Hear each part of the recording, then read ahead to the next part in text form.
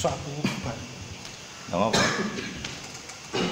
Ya, sesi pertama kita akan membahas tentang perjanjian.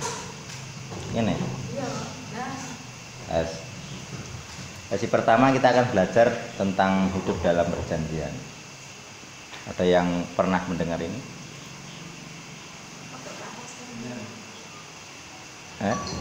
Biasanya lo reform seneng banget.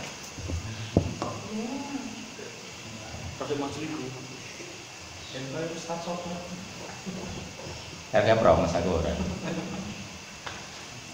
Jadi perjanjian ini apa ya? Kalau saya perhatikan itu hidup dalam perjanjian itu suatu yang esensial dalam Alkitab gitu. Jadi Tuhan memakai koridor perjanjian atau hukum sih. Aku melihatnya, makanya penyusunan konsep LG atau legal ground terus jadi itu karena aku melihat bahwa Tuhan itu bekerja berdasarkan asas atau pola-pola yang sangat jelas dan tertulis gitu. Jadi dia selalu menaati apa yang sudah tertulis atau setidaknya menaati satu undang-undang yang pernah dia buat gitu. Jadi misalnya seperti yang kalau kita lihat ketika Yesus dicobai, dia enteng sekali gitu ya.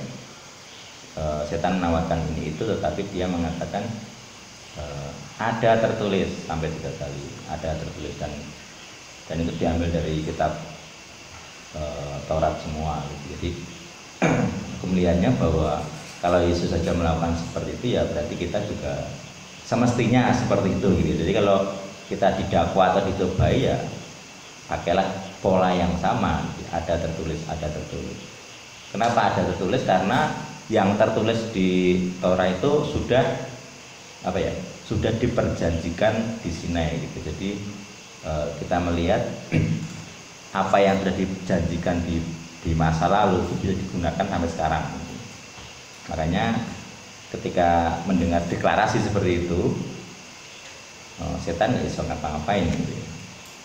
Jadi ketika melihat bahwa penggunaan ada tertulis seperti itu,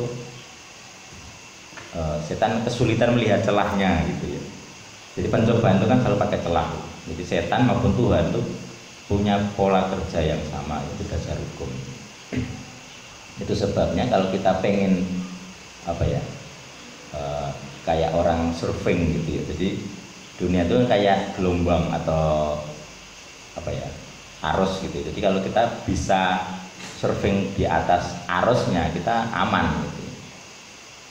Nah, untuk bisa memahami arusnya kita harus tahu hukum-hukum apa yang membuat arus itu bergerak.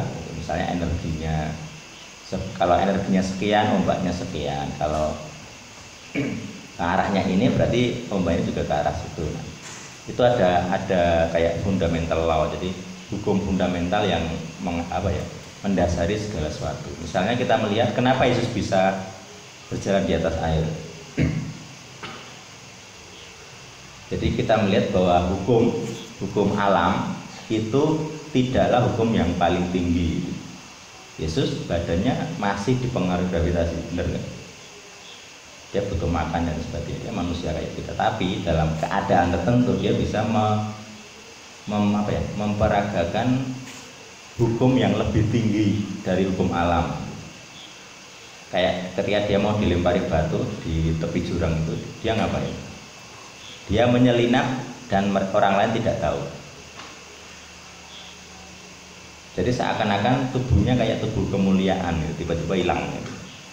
Orang mau lempari bingung mau lempar kemana, nggak bisa lihat. Terus kayak transfigurasi, dia berubah gitu. Jadi kita melihat ada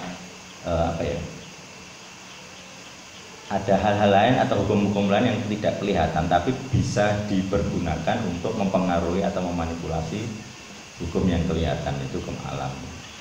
Makanya ketika misalnya Yesus menyembuhkan mata yang buta, itu kan menciptakan organ yang baru, karena yang dari lahir itu nggak ada gitu ya. Entah korneanya rusak atau sarafnya rusak atau bagian lain rusak. Berarti ketika orang bisa melihat, berarti ada organ baru yang diciptakan.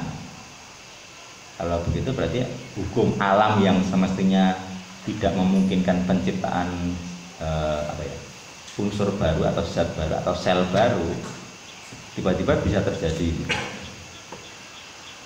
seperti itu. Atau misalnya ketika dia meredakan angin ribut itu kan cuma ngomong saja, mendeklarasikan tenanglah, maka alam itu tenang. Dan orang para murid waktu takjub, orang ini siapa yang bisa mengendalikan alam? Jadi pas yang kemarin tanggal 14 ini tanya, ini kebetulan atau tidak itu tidak tahu juga. Terus yang kemarin yang Bengkulu itu juga begitu. Nah, jadi kita perlu paham bahwa kalau kita bisa memahami apa itu metode dunia roh bekerja di dunia kita bisa apa ya, tanda petik memanipulasinya untuk kepentingan kita. Nah, di sesi ini kita akan membahas tentang perjanjian.